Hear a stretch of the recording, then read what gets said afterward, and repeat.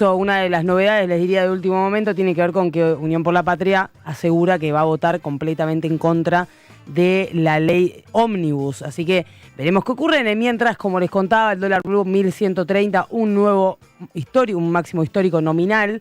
Y el resto de los dólares, incluso algunos por encima. El dólar tarjeta, no se olviden que está en 1334. Y algunos dicen que va a llegar por lo menos a esos niveles el dólar blue. Así que veremos qué ocurre. Todo en parte depende también de la incertidumbre política. Y para analizarlo lo tenemos a Juan Germano, un gran analista político, que nos va a contar un poco el panorama que está viendo respecto a las modificaciones, que incluso está sintiendo la gente sobre los cambios que se han introducido por el decreto de necesidad de urgencia y también por la ley Ómnibus. Juan, ¿estás del otro lado? Estoy. ¿Cómo estás? Buenas tardes, ¿cómo estás? Gracias por atendernos. Por nada, por favor. Bueno, Juan, ¿qué estás viendo vos? ¿Cómo está tomando la gente estos cambios? Es lo que más importa, me parece. ¿Cómo está interpretando la sociedad lo que ha hecho el gobierno hasta este momento, lo que está intentando hacer con la ley Ómnibus enviándola al Congreso? Mira, yo tengo una mirada que es la siguiente. La Argentina, y esto durante la campaña parecía bastante obvio, el argentino estaba buscando un cambio, ¿no? Y cuando se le proponían los cambios en la grilla de candidaturas, inclusive la de Sergio Massa, sí, hacía lo imposible por vender una idea de cambio, ¿no? Acá no había ningún elemento de continuidad. Nadie buscaba continuidad en Argentina, todos buscaban un cambio, en mayor o menor medida, y que finalmente termina siendo Milei el candidato que ganó, con 56% de la segunda vuelta. Finalmente lo que demuestra es que la demanda no solo era de cambio, sino era un cambio bastante profundo y radical. No significa esto que todos los artículos del DNU o todas las partes de la ley son precisamente lo que buscaba la ciudadanía.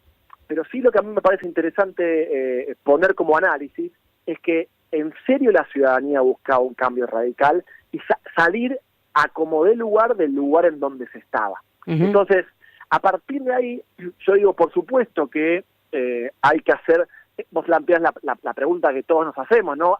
La ciudadanía hasta cuándo aguanta, ¿no? Y lo que yo me permito poner sobre la mesa es que me da la percepción, siempre considerando el caso que la economía no vaya a niveles, no sé cómo llamarlos ya, estos niveles, digo, si son malos, a hiper malísimos, no sé ni cómo catalogarlos, ¿no? Digo, pero con excepciones de grandes shocks de crisis, etcétera, a mí me da la impresión de que la ciudadanía tiene un poco más de aguante del que nosotros percibimos. Porque yo vuelvo a lo mismo, la demanda de cambio era una demanda de cambio radical.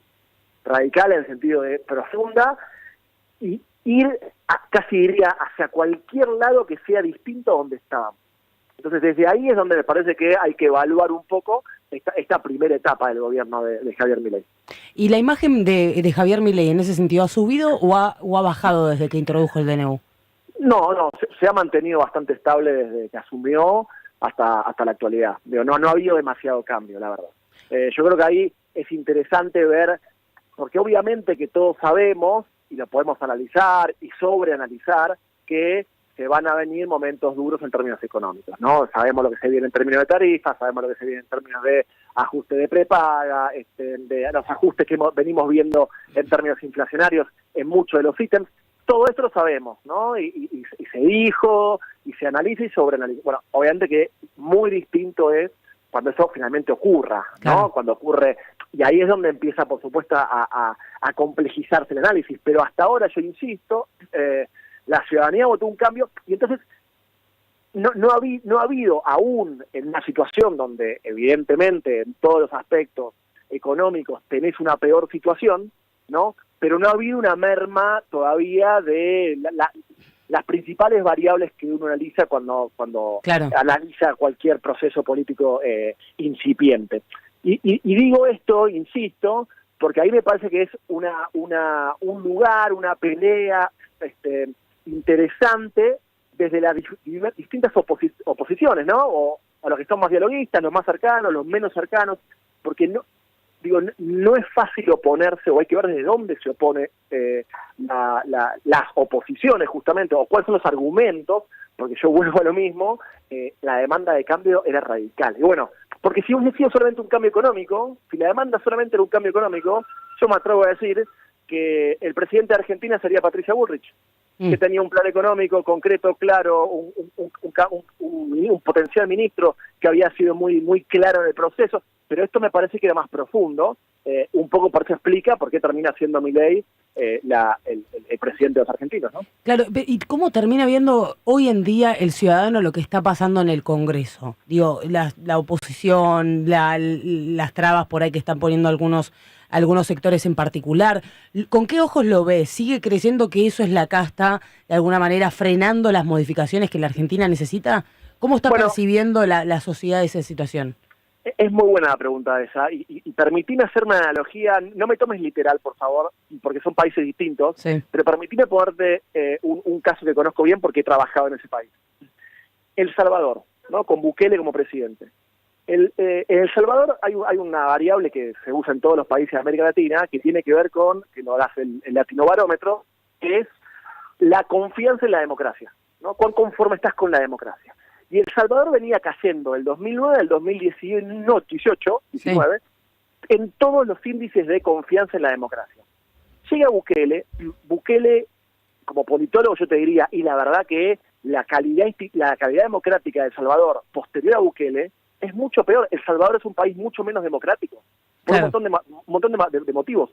Ahora vos fíjate que del 2019 a la fecha hubo un crecimiento abismal ¿de qué? De la satisfacción con la democracia. ¿Y por qué te traigo esto?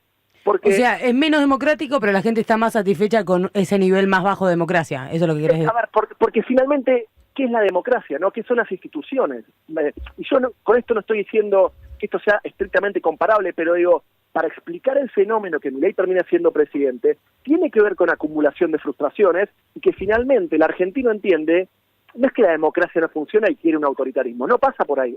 Pero lo que sí entiende es que las cosas básicas que le pide a la democracia no están funcionando. Sí. Y de vuelta, y Milei se explica por una acumulación de frustraciones. Dicho sea de paso, si Milei, imagínate que Milei le va mal económicamente y después de 4 años se va en una mala situación. La verdad que toda la frustración acumulada va a seguir estando. Entonces, tiene que ver con resolver problemas. Y ahí me parece el punto interesante para pensar qué es lo que se puede venir y cómo la ciudadanía ve estos incipientes cambios. Yo creo que Milei puede sobrevivir, puede continuar y puede seguir teniendo niveles razonablemente parecidos de popularidad si la ciudadanía sigue enojada. Porque a Milei ahí sí puede usar esa narrativa que usó durante la campaña y que viene utilizando, que es: a mí no me dejan gobernar, la casta es status quo, y status quo en Argentina es mala palabra.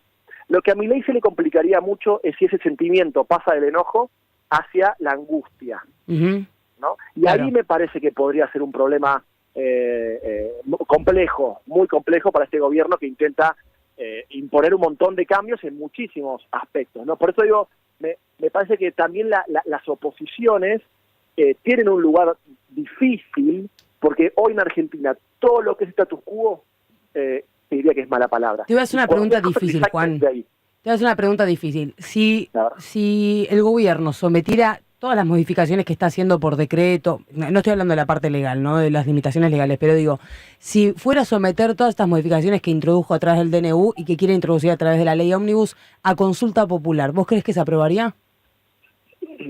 Yo creo, bueno, obviamente que dependerá cuándo sea la consulta popular, ¿no? Supongamos este domingo. Por poner un hipotético imposible, ¿no? Este domingo yo tengo la percepción de que sí se aprobaría. Porque yo vuelvo a lo mismo. No es que el argentino sea menos democrático, no es que el argentino crea menos en las instituciones. Lo que sí entiende el argentino es que la democracia, las instituciones, esto que está ocurriendo no le da respuestas. Y busca respuestas, desesperadamente busca respuestas. Entonces, por eso me da la impresión que se le hace difícil también, aparte de las oposiciones, o desde dónde uno busca estar contrario a este proceso de cambio, ¿no? Insisto, ni siquiera me meto en analizar si el cambio es para bien o para mal, ni siquiera me meto en la calidad de las reformas, no me meto en si es necesario en Argentina tocar los Sí. 300 temas a la vez que estamos tocando. O sea, no estoy hablando de eso, no hago un juicio de valor sobre las reformas o la dirección de las reformas. Yo digo la ciudadanía respecto a cualquier tipo de cambio. Hoy el argentino busca eso. Entonces, si fuese el domingo, yo no tengo duda que sería mayoritariamente aprobado. La pregunta es qué, ¿no? Porque la verdad que el debate público, y me parece que estuvo buscado por el gobierno, el debate público está muy marcado por qué. ¿Qué estamos discutiendo acá? Sí. ¿No? Estamos discutiendo cultura, deportes, forma de votación, economía, o sea, estamos discutiendo tantas cosas que finalmente parece que no discutimos nada. Claro. ¿No? O cada uno le pone foco a lo que entiende que tiene más valor. Pero por supuesto que es una situación difícil, que me da la impresión de que el gobierno buscó esto aprovechando todo lo que se llama la legitimidad de origen, ¿no? El gobierno tiene una legitimidad muy basada en por el apoyo popular, sí.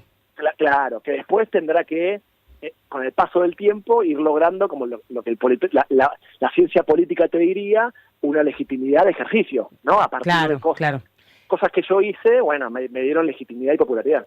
Juan, te agradezco mucho. Estamos hablando con Juan Germano, politólogo, excelente analista político. Te agradezco mucho por explicarnos todo esto respecto de la popularidad de Javier Milei y cuánto tiempo tiene hasta que se empiecen a sentir los cambios en la realidad. Muchas gracias, Juan. Por favor, un gusto. Adiós.